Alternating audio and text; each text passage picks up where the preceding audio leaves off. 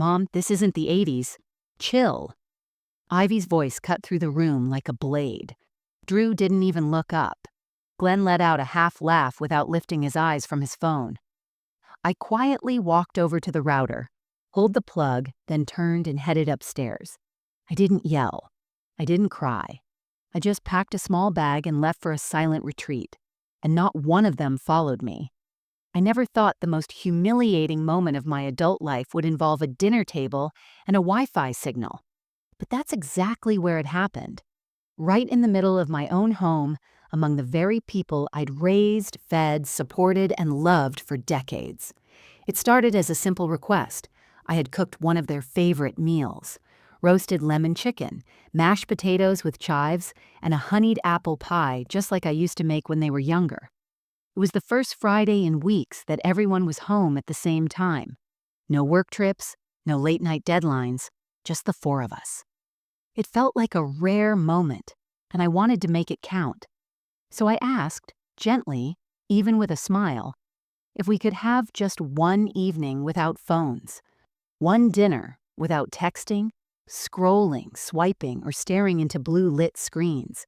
I even joked, let's pretend it's 1994 again, just for 2 hours. Glenn chuckled, but he didn't set his phone down. Drew blinked slowly and muttered, "Seriously?" without pulling his gaze from his screen. And Ivy, my daughter, who once clung to my arm while watching movies, rolled her eyes so dramatically I could feel it from across the table. "Mom," she scoffed, "this isn't the 80s. Chill." They all laughed, not with me, but at me. It was quick, casual, instinctive. But it cracked something open in me. It wasn't the first time they'd dismissed me. Not the first time my voice got lost in a room where I once was the center of their universe. But something about that moment, the way no one even looked up, felt like the last straw. I watched Ivy type something on her phone. Drew smirked. Glenn reached for the TV remote like nothing had happened. And I stood there, pie still cooling on the counter, surrounded by the people I love most in this world. And I had never felt more alone. I said nothing. I didn't lecture. I didn't plead for respect. I didn't remind them that I'd given up a decade of promotions to stay home with them when they were young. I didn't bring up the nights I'd held their feverish heads in my lap, or the weekends I'd spent driving them to tournaments and college visits. Instead, I quietly walked to the corner of the kitchen, reached behind the microwave, and pulled the plug on the Wi-Fi router. Ivy shrieked, "Mom!" Drew sat upright. "What are you doing?" Glenn looked confused, then annoyed. "Marla, seriously." I didn't answer. I didn't owe them an explanation. Not anymore. I climbed the stairs with slow, steady steps, walked into our bedroom, and opened the small suitcase I used for weekend trips. I packed just a few things: comfortable clothes, my journal, a water bottle, a book I hadn't had time to finish in months. I opened the drawer beside my bed and pulled out a flyer I'd tucked away 2 weeks ago, a silent retreat, 3 hours north for women over 50 seeking rest and clarity. It had sounded indulgent at the time, selfish even, but now it felt like survival. Downstairs, I could hear them panicking, Ivy trying to reconnect the Wi-Fi, Drew pacing, Glenn calling my name, but I didn't respond. I didn't explain. I walked down, set my house keys on the table, and left, and not one of them followed me. Before we go any further, let us know in the comments where you're watching from. Don't forget to like, share, and subscribe for more powerful stories. Before the silence, before the eye rolls and the Wi-Fi cables, my life looked picture perfect from the outside. We were the kind of family people assumed was close. Every holiday was full. Every photo frame on the wall had 4 smiling faces. Even now, if someone asked, "Do you have a good relationship with your family?" I might have hesitated, but I would have said yes, because for a long time I believed we were still connected, just busy, just tired, just modern. But that was only part of the truth. The deeper truth was quieter, and it came in moments, like how Glenn and I used to fall asleep holding hands. Now, he'd scroll through real estate videos or comment sections in bed while I stared at the ceiling. pretending I wasn't waiting for him to say goodnight. Or how Ivy and I used to bake cookies together on Saturday mornings, flour dusting her nose while she laughed and asked about my childhood. These days, she'd walk in with Bluetooth earbuds, tapping furiously on her phone and nod distractedly when I asked about her work. She didn't even notice when I stopped asking. Drew used to come by unannounced just to talk. Sometimes he'd help me in the garden or ask for one of my old recipes. We'd drink lemonade and laugh over the compost bin. But now, his visits were scheduled and short. He brought his own drinks. He left early. Still, I held on to routines. I cooked full meals, even if no one showed up on time. I made grocery lists with their favorites, even if they'd forgotten mine. I sent silly family memes, heartwarming quotes, links to articles I thought they'd enjoy. Most went unanswered. But I told myself this was life. This was normal. Every mother eventually becomes background noise. It's what we all say, right? They grow up, they get busy, they move on. So I told myself that loving them was enough, that it didn't have to be reciprocated the same way. But in truth, I was shrinking. Not visibly. No one noticed a difference. I still hosted the birthday parties, still ironed Glenn's good shirts, still sent texts to check in, to remind, to encourage. I still smiled in family pictures, laughed at group chats, and made sure the fridge was full when Ivy came over. But something in me was disappearing, not all at once. Just slowly, a softness that used to exist between us had hardened, and I was the only one who noticed. Still, I didn't stop.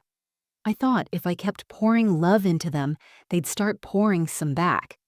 I just had to wait for the right moment, a family crisis, a shared holiday, a memory they'd want to relive. That's why I made that meal that Friday. The roasted lemon chicken, the chive mashed potatoes, the honeyed apple pie. Not because they asked for it, they hadn't, but because I wanted to create something they could sit around and remember, just like we used to. I even dimmed the lights, put on soft jazz, set real napkins on the table, not paper. I lit candles. I told myself, they'll notice. They'll feel it. They'll remember what this house used to feel like. And for a few seconds, when I heard them walking through the door, I let myself believe it would happen, that they'd look around and pause, that they'd smell the dinner, see the table, and set their phones down because something inside of them would recognize this sacred, simple moment that was waiting to be held, but they didn't. Ivy walked in talking to her smartwatch. Drew sat down and instantly reached for his phone. Glenn kissed me on the cheek distractedly and turned on the news in the background. They hadn't even noticed the candles, the music, the smell. They didn't notice me, and still, I smiled. I welcomed them. I served dinner with the same warmth I'd always carried, because back then, a part of me still hoped that if I just loved hard enough, I wouldn't have to ask for love back. It would come. But I was wrong. I just didn't know it yet. The first real crack showed up on a Sunday afternoon, the kind of day that used to feel sacred. It was late March. The air outside was still cold, but the sunlight had that golden early spring softness that made everything feel gentle. I had spent the morning in the attic sorting through old boxes trying to clear space. I came across a dusty photo album, one I hadn't seen in years. The cover was worn, and the pages had started to loosen, but inside were snapshots of our life. Ivy's 5th birthday, Drew's high school play, Glenn teaching them how to build a birdhouse in the backyard. As I flipped through the pages, I smiled. Not just because the memories were sweet, but because for the first time in a while, I had something I was excited to share with them. Something real, something we had all lived. So I brought it downstairs and set it on the coffee table, right in front of the couch where Ivy was curled up with her phone and Glenn was half watching a basketball game. Drew had just walked in and was rummaging in the fridge. "Look what I found," I said, holding it up like a treasure. "Our old photo album. Remember this?" Ivy barely looked up. "That's cute," she said, already distracted by a notification on her screen. Glenn squinted at the album but didn't say anything, just gave a nod and turned back to the game. Drew walked in with a soda can and glanced at the album. "You should scan those," he muttered. "Nobody uses those books anymore." My heart sank. I opened to a page. Ivy holding a sparkler in the backyard, her cheeks round and sticky with lemonade. I held it up to her. "This was your 8th birthday. Remember how scared you were of the fireworks?" She looked up for a second, then shrugged. "I was a kid, Mom." She didn't even smile. I kept flipping pages, trying to draw them in, but the room was slipping away from me. Every picture, every memory I tried to share landed like a rock in a dry well. No echo, no response. I felt like I was begging them to care. Finally, I stopped talking. I placed the album down and went into the kitchen, pretending to refill my tea, but my hands were shaking. I wasn't angry. Not yet, but I felt hollow. I stayed by the sink, listening, hoping one of them would pick up the album, flip a page, say something. They didn't. What they didn't know, what I didn't even fully realize at the time, was that I'd spent hours that morning going through old memories because I was trying to feel something. Connection, relevance, presence. And instead, I felt small. I told myself not to overreact, that maybe they were tired, maybe they weren't in the mood, maybe next time. But something inside me whispered the truth I didn't want to face. They weren't uninterested in the photos. They were uninterested in me, not overtly, not with cruelty, but with that quiet, dismissive indifference that feels worse than open conflict, because it means they don't see your worth as something even worth debating. That night, after they left, I went back to the album and sat alone on the couch. I traced Ivy's smile in the photo with my finger. I stared at Drew's toothy grin as a child, the way he used to cling to my arm in every picture. I remembered how Glenn used to joke that we were his whole world, and then I remembered the looks they'd given me earlier that day, not mean, but blank. The first red flag wasn't a fight. It wasn't yelling or harsh words. It was silence. It was me offering pieces of our shared past and being met with apathy.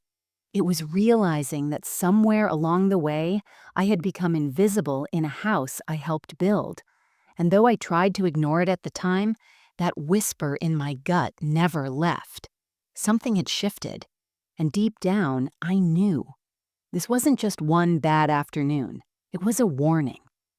After that Sunday with the photo album, I began to see things I hadn't noticed before. Or maybe I'd been too afraid to admit they were real. It didn't happen all at once. Emotional erosion never does. It's not like a house collapsing in a storm. It's more like a slow leak under the floorboards. You don't see the damage at first. You just feel a little colder every day. Dinner became the first casualty. I used to light candles just for the fun of it. Even if it was just spaghetti or leftovers, I'd try to make meals feel like moments. But lately, no one looked at the table long enough to notice the effort. Ivy would slide in late with her earbuds still in, only taking one out to mutter something about work. Drew stopped waiting for us entirely. He'd plate up and sit on the couch, phone in one hand, fork in the other. Glenn at least sat at the table, but his eyes were usually glued to the tiny TV screen on the counter. Some game, some stock update, some noise. It wasn't just the phones, it was the disconnection underneath it. I began to feel like a ghost, floating in and out of rooms no one realized I had entered. When I spoke, their replies came late, like they were buffering.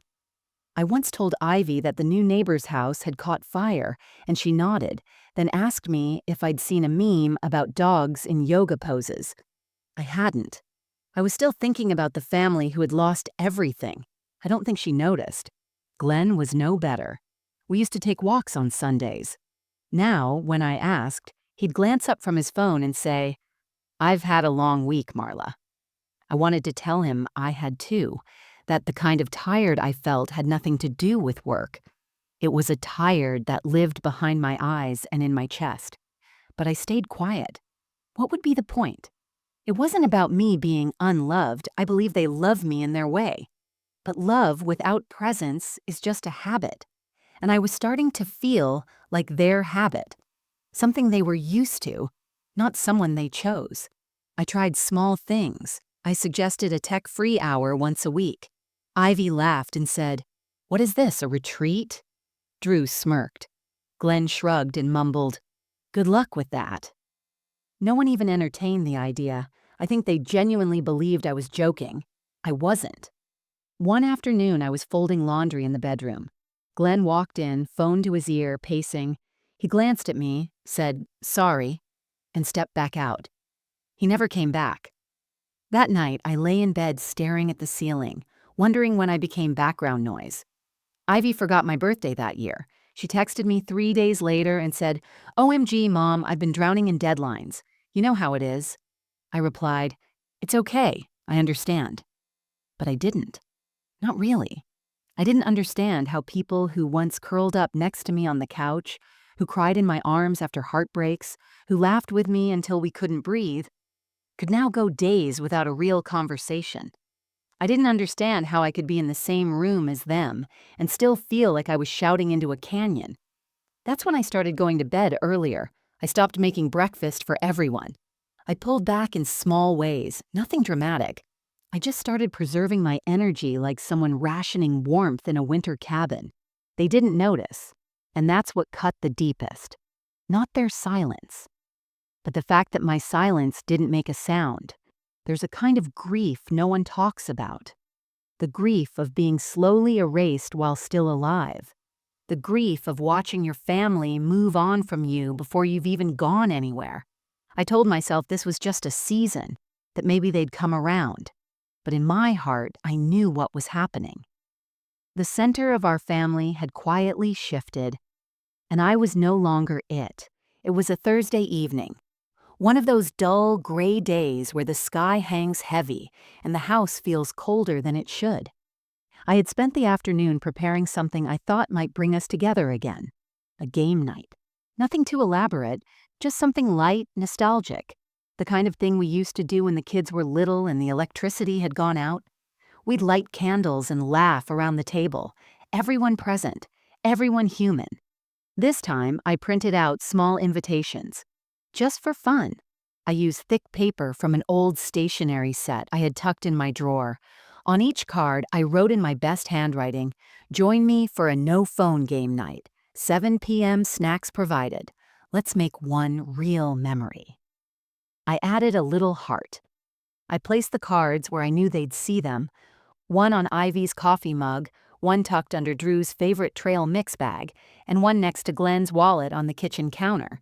I even set up the living room, rearranged the pillows, laid out a blanket, and set up a tray with bowls of popcorn trail mix and those chocolate-dipped pretzels Ivy used to love.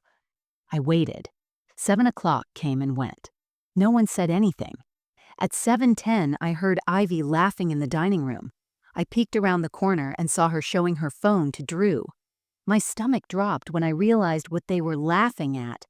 It was a photo of the invitation I'd written, the one I'd placed on Ivy's mug. She'd taken a picture of it and sent it to their group chat. The caption read, "Vintage Mom." Trying to force family time again, Drew chuckled. "You should post it. You'd go viral for sure." I stood there frozen, my fingers clutching the doorway. They hadn't noticed me. And for a second, I wished I could erase myself right out of that room. Then Ivy turned toward me. Her face shifted slightly. Not guilt, not remorse, just mild surprise. "Oh, Mom," she said, still smiling. "We thought it was cute. Just a little dramatic, don't you think?" Drew added, "Yeah, you're not, like, lonely or something, right?" I managed a small laugh. No, of course not, just thought it'd be nice. But the heat was rising in my throat. I felt it build behind my eyes. That sting you get when you've been embarrassed but know you have to pretend you're fine. I walked away before they could see my face crumble. Later, Glenn walked into the kitchen and picked up his card. He glanced at it and smiled faintly. "You're always thinking of sweet stuff, Marla," he said. But he didn't stay. He went back to his show. The card was still on the counter the next morning. That night, I sat alone in the living room with the lights turned low and the board game unopened on the table. I ate the pretzels by myself. I watched the candle burn down to nothing. It wasn't just the laughter, it was what it meant. They didn't just ignore me, they mocked me. They saw my effort not as love, but as something laughable, something out of touch, something outdated. And the worst part, they thought I didn't notice. There's a special kind of humiliation that comes from being ridiculed by the people you love, especially when all you wanted was connection. I wasn't asking for praise. I wasn't trying to be the center of attention. I just wanted one evening without screens, one evening where we looked each other in the eye and remembered what it meant to be human. Instead, I became the punchline. That was the night something shifted inside me. Not loudly, not all at once, but deep, like a crack forming in stone. I started to realize that I could no longer hold together something they had already let go of. I didn't cry that night. I just cleaned up the snacks, folded the blanket, and placed the game back on the shelf. As I did, I whispered something I hadn't said out loud before. This isn't love. Not anymore. After the game night that never was, something inside me finally stopped trying. I didn't slam doors or shout. I didn't make speeches about respect or family values. I just slowed down, quieted, pulled back. If they were fine without me, I would no longer beg to be seen. The next morning, I didn't make breakfast. Usually I'd be up by 7, pouring coffee, scrambling eggs, warming up toast.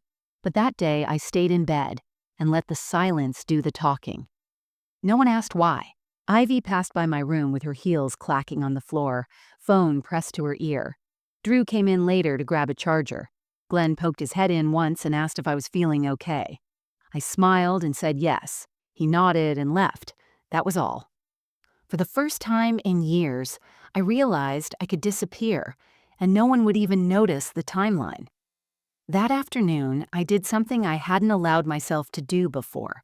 I opened the flyer that had been sitting at the bottom of my nightstand drawer for nearly a month. A brochure for a silent retreat center, nestled in the hills about 3 hours north. No phones, no talking, no distractions, just time, space, quiet. I don't know what made me hold on to it when it arrived in the mail. Maybe part of me knew this moment would come, that I would need somewhere to go, not out of anger, but out of sheer emotional depletion. That night, I sat at the dinner table alone. Glenn had reheated leftovers and taken his plate to the couch. Ivy and Drew were out, or in their rooms. I couldn't tell anymore. I looked at the empty chairs around me and tried to remember the last time we'd all sat down together. Just us. No screens. I couldn't. What I could remember was laughter, back when Ivy used to playfully throw napkins at Drew and Glenn would tell bad dad jokes. We'd sit at the same table and talk for hours. Back then, I used to think we were unbreakable. Now I realized we weren't broken all at once. We had worn down, slowly, steadily, like fabric that had been washed too many times. Later that evening, I sat in the living room, staring at the router. I don't know what came over me. Maybe it was the way Glenn had laughed at something on his phone for 5 full minutes without once looking in my direction. Maybe it was how Ivy had passed by me without taking out her earbuds. Or maybe it was how I had learned to sit with their silence like it was normal. I stood up, walked over to the router, and pulled the plug. The silence that followed wasn't peaceful. It was electric. What the? Drew's voice came from upstairs. Did the Wi-Fi crash? Ivy's door opened. She held her phone in the air like a compass, walking in frantic circles. Glenn looked up at me, annoyed. Marla, did you unplug something? I didn't answer. Instead, I walked up the stairs, opened the closet, and pulled out my old duffel bag. I packed slowly. 1 pair of jeans, a few soft sweaters, comfortable shoes, my journal, the retreat flyer, a scarf I hadn't worn in years. Downstairs, they were trying to reboot the signal. I heard the frustration in their voices. No one asked where I was or why I had walked away. I came back down with my bag in hand. Ivy saw me first. Where are you going? Somewhere quiet, I said. Glenn stood up, confused. You're leaving? Yes, I replied. For how long? I paused. As long as I need. Drew frowned. Mom, are you serious over the internet? I looked at all three of them. It was never about the internet. And I walked out the door. Not one of them followed me. And in that moment, I knew. They had never truly pushed me out. But they also hadn't done a thing to keep me in. I had been fading from this family for a long time. That night, I simply gave myself permission to finish the exit. The drive to the retreat was quiet. Not peaceful quiet, but the kind that rings in your ears. My phone sat powered off in the glove compartment, and with every mile I put between myself and the house, a strange mix of grief and guilt knotted deeper inside me. I told myself I wasn't running away. I told myself I deserved space. But that didn't stop the questions. Was I being dramatic? Would they even notice I was gone? Would they even care? By the time I pulled into the long gravel driveway, the sun had dipped behind the trees. The retreat sat nestled between tall pines, a series of small wooden cabins, and a single lodge built around a still lake. The air smelled of damp earth and pine needles, like nature itself had taken a deep breath and held it. A woman at the front desk greeted me with a warm smile and a clipboard. She spoke gently, and after checking me in, took my phone and placed it in a locked drawer with dozens of others. No devices, no clocks, no talking. I was led to a small cabin, bare, clean, with nothing but a bed, a desk, and a small window overlooking the woods. On the bed sat a welcome packet with a simple message: "You are allowed to be still." That first night, I couldn't sleep. I tossed and turned under the wool blanket, my thoughts loud and chaotic. Every moment from the past few weeks came rushing back like waves. Ivy's eye roll, Drew's smirk, Glenn's blank stare. I relived them all in that tiny, silent room. And then came the doubt. That was the difference. I began walking more, not because I needed the exercise, but because I wanted to feel my feet touch the earth. I noticed the way the trees moved in the wind, the way the birds sang differently at dawn and dusk. I had never paid attention before. My world used to be too noisy, my mind too cluttered with other people's needs. But now, I started noticing me again. On the 5th day, I sat at the lake's edge and removed my shoes. The water was freezing, but I dipped my feet in anyway. The shock reminded me I was alive, not just functioning, not just maintaining, alive. I sat there for over an hour, toes numb, hands tucked into my lap, watching the ripples spread from where I sat. I had nothing to do, no one to check on, no one needing anything from me, and I didn't feel useless. I felt free. That was new. I started writing every morning, not about them, not about Ivy's sarcasm or Drew's distance or Glenn's quiet retreat. I wrote about myself, not my role, myself. I wrote about the things I missed, how I used to paint in college, how I once dreamed of hiking the Appalachian Trail, how I loved thunderstorms and the smell of old bookstores. I wrote about my teenage self, loud, curious, opinionated, the girl I had buried under years of caretaking. Where had she gone? I didn't blame my family anymore. Not completely. I had helped bury her.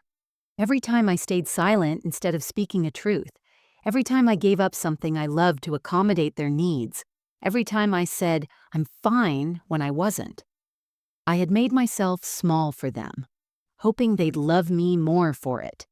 But shrinking isn't the same as loving, and sacrificing everything isn't noble when no one notices you've disappeared. That's what I realized in the silence. I had given so much of myself to being their foundation that I forgot I was allowed to stand on my own. And now I was beginning to rise, not in rebellion, but in remembrance. One morning I woke early, earlier than usual. I put on a sweater and walked the longest trail alone. I didn't bring a map or a watch. I just followed the sound of birds and the way the trees opened up into golden fields. I sat under an old oak tree and looked up at its branches. Strong, sprawling, rooted. I thought about how much that tree must have endured. Storms, droughts, seasons of barrenness, yet here it stood, quietly magnificent. I wanted to be like that. I pulled out my journal and wrote, "Maybe my family never meant to erase me. Maybe they just forgot how to see me.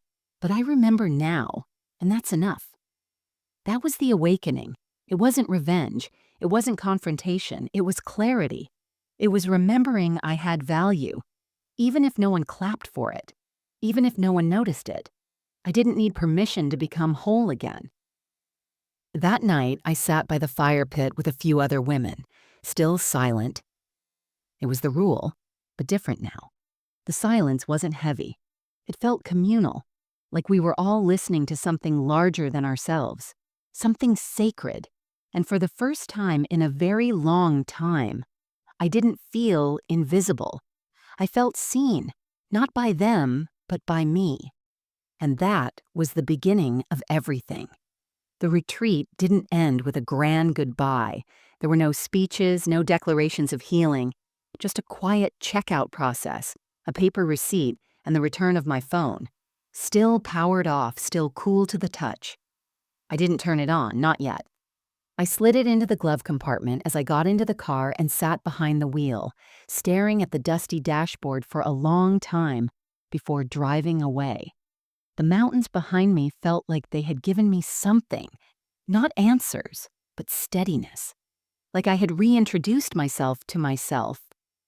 But I knew going home, or even returning to my house, didn't mean slipping back into the same rhythms. I wasn't the same woman who had left, and I didn't intend to play the same role anymore. That's when the quiet setup began. It started with something simple. I checked into a small roadside motel on the outskirts of a nearby town. I needed a night to re-enter the world on my terms. I walked into the room, dropped my bag on the bed, and stood at the window for a long time. I didn't feel panicked. I felt intentional. That night, I opened my journal again. I drew a line down the center of the page. On the left, I wrote the word automatic. On the right, deliberate. Under automatic, I listed everything I had done on autopilot for the last 10 years. Wake early, make breakfast, text reminders, pretend not to mind. Under deliberate, I began listing the things I wanted now. Sleep in, eat slowly, read more, speak honestly, choose who I give my energy to. And I made a decision. I wouldn't return home. Not yet. Maybe not at all. The next morning, I drove into town, found a public library, and used a computer to create a new email account, a fresh start. I logged into my bank and quietly transferred a portion of our joint savings into a separate account with only my name. I didn't wipe anything clean. I didn't make threats. I just made space. I needed my own financial air. Then I searched listings for long-term rentals in the mountain town near the retreat. One-bedroom cabins, small guest houses, a cozy studio above a bookstore caught my eye. Walking distance to a lake with a wood-burning stove and a tiny balcony. I bookmarked it. I made a list of legal questions. Nothing aggressive, just facts. What were my rights? What would separation mean if that's what it came to? I scheduled a quiet consultation with a local attorney. She was kind and calm. When she asked if I wanted to proceed quickly, I shook my head. No, I told her. I want to proceed clearly. Back in the motel, I wrote letters. Not to be mailed, not yet, but words that needed to be said. To Ivy, you are brilliant, but sometimes you forget other people have hearts. To Drew, you used to ask me big questions. Now you don't even ask me how I'm doing. To Glenn, I miss the man who used to leave me notes on the bathroom mirror. I cried while writing them, not because I hated them, but because I still loved them. That was the hardest part. Leaving doesn't mean you stopped loving. It just means you've started loving yourself enough to stop bleeding. When I finally turned my phone back on, I didn't scroll. I didn't dive into messages. I saw missed calls, texts. A few were panicked. A few were passive. Ivy had sent a voice memo saying, "Are you doing this for attention?" That told me everything I needed to know. Glenn had texted, "We miss you. Come home when you're ready." It was sweet but vague. I didn't reply. Instead, I sent one message. "I'm safe. I'll be in touch when I'm ready to talk." Then I powered the phone off again and tucked it back into the drawer. That night, I lit a candle and sat in silence. Not because I was hiding, but because I was building. Slowly. Softly. The kind of life I didn't have to retreat from. I wasn't plotting revenge. I wasn't waiting for their apology. I was preparing for peace. And that preparation, that silent setup, was the most powerful thing I'd done in years. I didn't make an announcement. I didn't blast it on social media or send out a dramatic family group text. I simply disappeared from their daily rhythm. And that, more than anything, made a sound they couldn't ignore.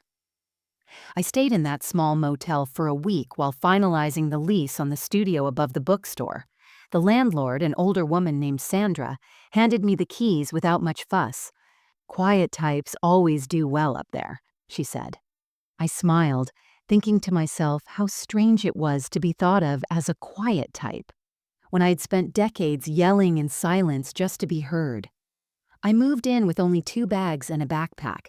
No heirlooms, no furniture, no memories from the house I had left behind, just clean sheets, a new journal, and a chipped coffee mug that said "breathe." Meanwhile, back at the house, they were starting to feel the space I'd left behind. Not in the empty chair at the dinner table, but in the absence of everything I used to quietly manage. Glenn called first. His voicemail was stiff, like he didn't know how to speak to me without context. "Hey, Marla. I tried making that stew you do. It didn't turn out. Anyway, we miss you. Call if you want." I didn't. Ivy texted a few days later. "Are you mad? You could have at least told us you were going to act like this." That one stung. Not because of the words, but because of how little she understood. After everything, she still thought this was about drama, not dignity. Drew sent a single message. "Dad's been kind of off since you left. Not sure what's going on, but let me know you're okay." It was the closest thing to genuine concern I'd received. I almost replied. I didn't. At first, their responses came from habit. They were reacting, not reflecting. But over time, I could feel the tone begin to shift. The calls came fewer, but longer. The texts weren't just about practical things anymore. They became questions. From Glenn, "Where are you staying? Are you safe?" From Ivy, "Can we talk, or do you need more space?" From Drew, "Did I mess this up too? I'm sorry if I did." Something had changed. Not because I raised my voice, but because I had stopped using it altogether. The truth is, when someone is always available, always willing, always bending, it's easy to assume they'll never leave. My absence had become the loudest voice I'd ever used. I began to feel something I hadn't felt in a long time. Agency. Not just the ability to make a decision, but the right to make one that served me first. I got a part-time job shelving books at the store downstairs. The pay wasn't much, but it gave my days rhythm. I met people who asked about me, not my family. I joined a local poetry group that met every Tuesday. No one knew I was someone's wife or mother. I was just Marla, and I liked that. Meanwhile, back at home, or what used to be home, they were learning how to fill in the spaces I'd once filled. Ivy texted to say they'd run out of clean towels. Drew apparently forgot how to refill the water filter. Glenn burned a casserole so badly the smoke alarm went off. Part of me chuckled at the image, not cruelly, but with relief. They were finally seeing the invisible labor I had carried for decades. But more than that, they were learning something else. That I wasn't coming back out of guilt. I wasn't one tantrum away from returning. I was serious. I was centered. And that changed everything. The shift wasn't about dominance or revenge. It wasn't a power play. It was the natural consequence of reclaiming my worth. They had gotten so used to me being the glue that held everything together, they never stopped to wonder what might happen if that glue quietly stepped away. Now they knew. And I wasn't gloating.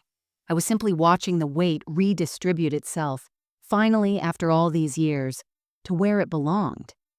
It had been 3 weeks since I'd walked out of that house, router in one hand, dignity in the other.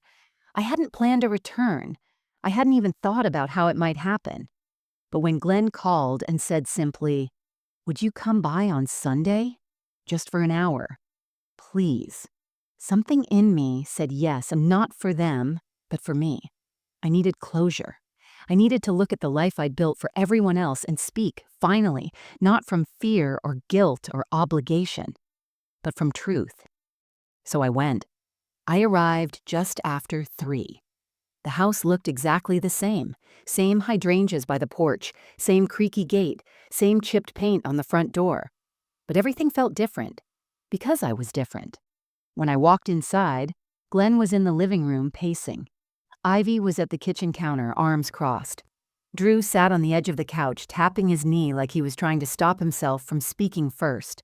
They all looked at me like I'd returned from a place they didn't believe existed. I stood near the doorway. I didn't set my bag down. I didn't take off my coat. Glenn cleared his throat. "We're glad you're here." I nodded. Silence. Then Ivy, sharp as ever, asked, "So, is this a test? Are you trying to make a point?" I looked at her, calm, unshaken. "No," I said. "I already made my point the night I walked out. This is just the explanation I never owed you, but you seem to need." She rolled her eyes, but for once she didn't interrupt. "I didn't leave because of the phones," I said. "That was just the final nudge. I left because I was done living in a house where I wasn't heard, where my efforts were invisible, where being thoughtful got me mocked. I left because I didn't recognize the woman I'd become. Tired, small, muted, and I was done asking for space in a family I helped build." Drew looked down. Glenn looked like he wanted to speak, but I kept going. "I didn't come here to yell or to guilt anyone. I came to say this clearly. I'm not coming back." The words were simple, but the silence that followed was anything but. I found a place of my own. I'm working again. I have people around me who ask me how I'm doing, not what I'm cooking or where the laundry is. I'm not angry. I'm not punishing you. I just realized I can't keep waiting for people to value me if I keep showing up in ways that say I don't value myself. Glenn swallowed hard. "But I do value you." "Then you should have shown it," I said gently. "Not with flowers on Mother's Day or cards once a year. With presence, with listening, with respect." I turned to Ivy. "You used to curl up beside me just to hear me tell stories about when I was your age. Now, you can barely look up when I speak, and when I ask for something as simple as one evening without devices, you mock me. That's not just disrespect, that's erasure." I could see her blink rapidly. No tears yet, but something cracked. Drew finally said, "I think we got used to you being the one who held it all together." "I know," I said, "and that's exactly why I stopped, because I was holding together something that no one else was even touching." I stepped back toward the door. My voice didn't waver. "This isn't me cutting you out. This is me drawing a line. If you want to be in my life, you'll need to meet me there. Not halfway, not when it's convenient, but where I actually live now. Emotionally, mentally, physically." Glenn looked like he'd aged in the last 10 minutes. "What happens now?" I opened the door. "That's up to you."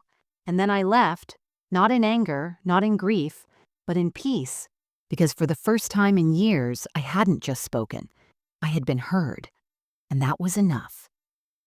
A week after that final conversation in the living room, I mailed 3 envelopes, one to Glenn, one to Ivy, one to Drew. No fanfare, no return address, just their names, written in my handwriting. Familiar, unmistakable. I didn't send them out of bitterness. I sent them because I had more to say, and I wanted to say it in a way that couldn't be interrupted, eye-rolled, or brushed off. Each envelope contained something different. Glenn's had a letter written slowly with care. I told him I appreciated the years we had, the family we raised, the life we built. But I also included something else, a copy of the separation agreement, already notarized with everything clearly divided. No surprise demands, no accusations, just clarity. At the bottom, I had written, "This is not punishment. This is peace. You don't need to understand it. Just respect it." Ivy's envelope was heavier. Inside, I placed 5 photographs, not of her, but of me. In my 20s, laughing on a college campus, sitting on a swing in my mother's backyard, holding newborn Drew in the hospital, planting flowers in the front yard with muddy hands, leading a library seminar in a blazer and boots, smiling wide. And on the back of each photo, I wrote, "This was me," before I started disappearing. At the bottom of the envelope, I tucked in a short note. "You are not cruel, but you are careless. I hope one day you see the difference." Drew's envelope was the simplest.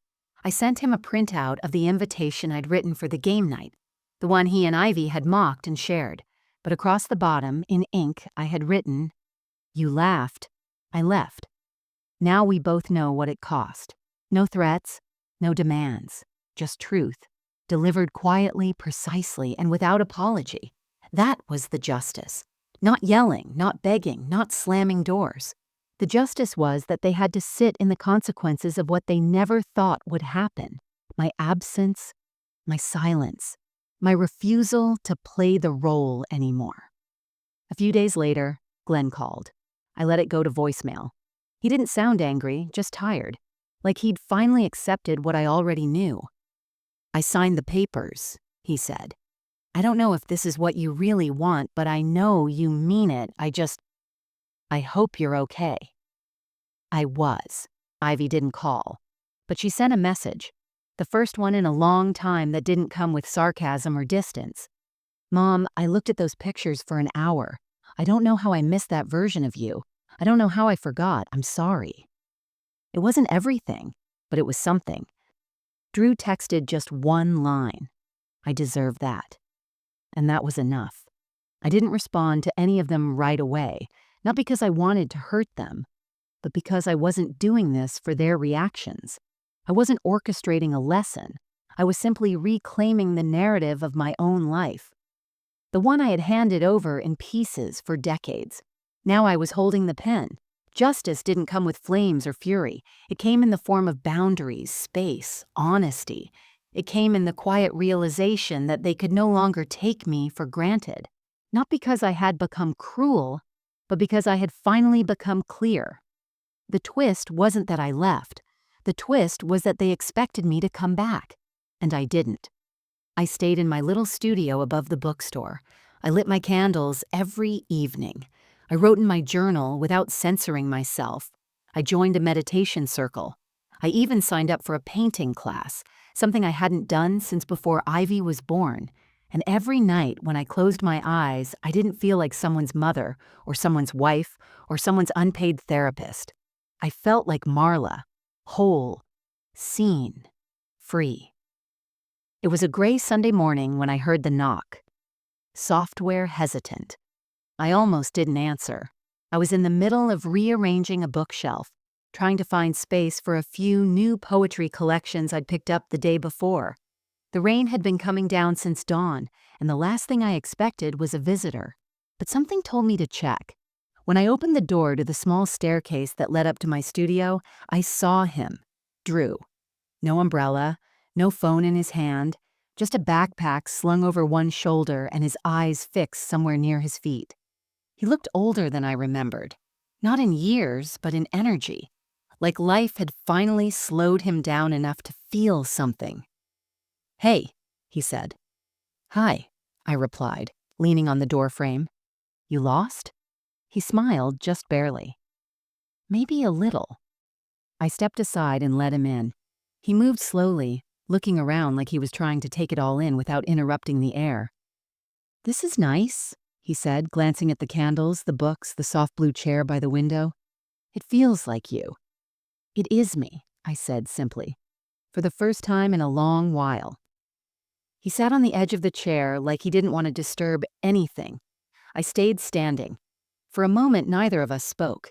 And for once, that silence didn't feel like distance. It felt like something necessary, like space being cleared between us. Finally, Drew looked up. I came because I've been thinking a lot about what you said, about what you didn't say. I raised an eyebrow. And I get it now. Not all of it. Probably not even most of it. But enough to realize I never really saw you as a person who could leave. You were just always there. You were the house, the meals, the background. And I didn't notice when you started disappearing. His voice cracked a little, and he cleared his throat. I shouldn't have laughed at that game night note. I shouldn't have dismissed you like that. I knew you put thought into it. I just didn't want to deal with anything real. I stayed quiet. I'm not asking you to come back, he said. I'm not even asking for forgiveness. I just wanted to see you, not because I need something, just because I miss you. I exhaled slowly and walked to the kitchen counter, where I poured him a cup of tea, not out of obligation, but choice. When I handed it to him, our hands brushed for a second. It reminded me of when he was a boy and used to reach for my fingers during thunderstorms. He took a sip, then looked around again. You really like it here? I love it, I said. He nodded. I can see why. For the next hour, we didn't talk much. He asked what I was reading. I asked about work, and for once he didn't give me the surface answer. He told me about a project that was overwhelming him, about the silence in the house now, about how Ivy barely talks to anyone and Glenn doesn't cook because it doesn't taste the same. I didn't react. I didn't rescue. I just listened. At one point, he said, "Do you think we'll ever get back to the way things were?" I shook my head. I hope not. He looked surprised. I don't want to go back to being invisible, Drew. And I don't want you to go back to avoiding real conversations. If we build anything again, it's going to be new, and it's going to be on mutual ground. He nodded slowly. That sounds fair. When he left, he hugged me, tighter than he had in years. He didn't ask when we'd talk again. He didn't promise to change everything. But he came without his phone, and he looked me in the eye. That was enough. I didn't need to fix him. I didn't need to be needed. I just needed to know that someone was finally seeing me, not as the woman who held everything together, but as the woman who had let go and stood anyway. Some days I still wake up and forget where I am. It's not confusion. It's muscle memory. The kind that used to have me up by 6, checking on coffee, mentally scanning everyone's schedules, planning dinner before the sun had even fully risen. That rhythm lived in me for decades. Even in silence, it echoes. But now I let the mornings unfold slowly. The studio is quiet except for the gentle creak of the floors and the occasional thump from the bookstore downstairs.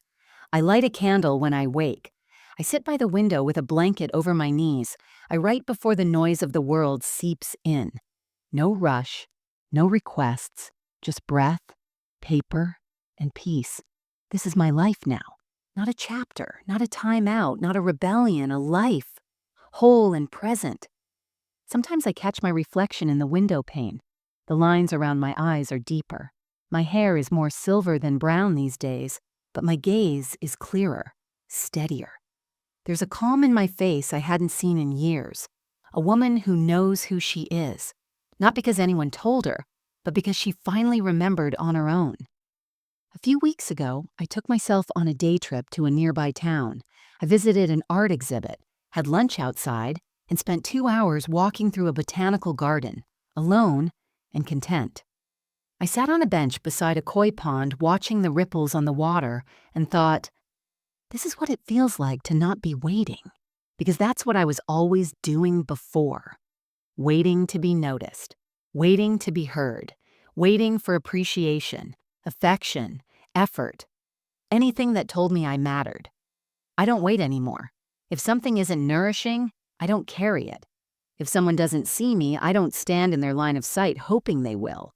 That's not bitterness. That's clarity. and it has changed everything. My relationship with Glenn is quiet now. The papers are signed. There was no shouting, no war. Just a shared understanding that we had loved each other as far as we could go, and that where I was going next, I had to go alone. He still sends the occasional message, not with questions, just updates. I don't always respond. Ivy hasn't visited yet, but her messages have softened. She sent me a photo the other day on a loaf of banana bread she'd made from my old recipe. Didn't burn it, first time. You'd be proud. I was. I told her that. I don't need a tearful reunion to feel whole. I don't need her validation to measure my worth. If she finds her way back, I'll be here. Not waiting, but welcoming. Drew writes to me now. Not long letters, just small things.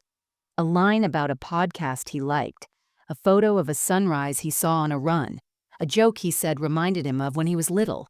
He's not rebuilding a bridge, he's building a new one board at a time. I step onto it carefully, but I do step. And me? I'm building too. I've started painting again. Watercolors mostly. I paint quiet things. Teacups, windows, pine trees, empty chairs. I hang them up around the studio, not because they're good, but because they're mine. I joined a women's writing group. Every Thursday, we sit in a circle and read parts of ourselves out loud. No one interrupts. No one checks their phones. That used to make me nervous. Now it makes me feel held. Last night, I stood out on my little balcony as the sun went down. The streetlights flickered on one by one. Somewhere below, someone was laughing. A dog barked. A breeze moved the chimes outside the bookstore window. Everything felt so still and alive. I whispered a simple sentence I hadn't said in a long time. This is enough. Because it is. Not perfect, not finished, but whole. I didn't need to burn my old life down to build this one. I just needed to walk away quietly enough that I could hear myself again. And what I heard was worth everything I left behind.